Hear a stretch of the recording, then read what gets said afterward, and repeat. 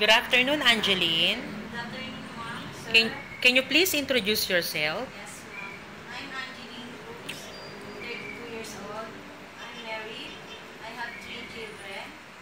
The eldest is 11 years old. The second is 7 years old. And the youngest is 2 years old.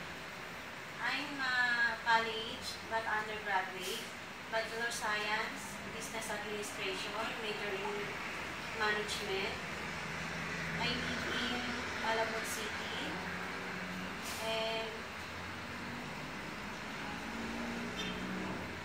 that's it. Okay, Angeline, why do you want to work in Hong Kong? Because the good ambience and high salary, good salary, ma'am. Okay, do you have domestic experience? Yes, ma'am.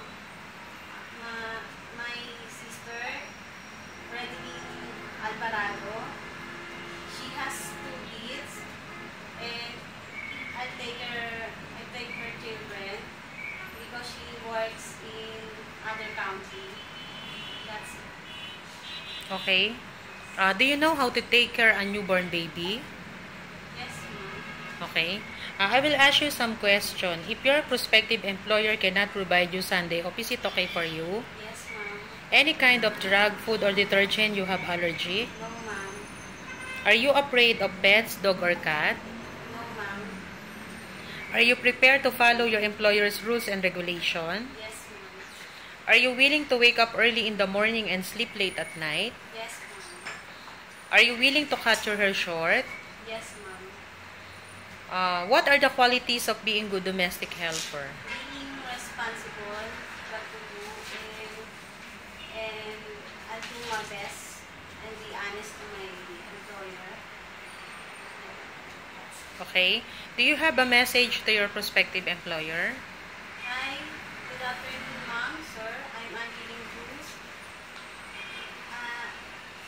Angeline Cruz. I like to work in Hong Kong because I need high salary, and I'm being a housemaid, be responsible, and I want to do my best and be honest and thank you. And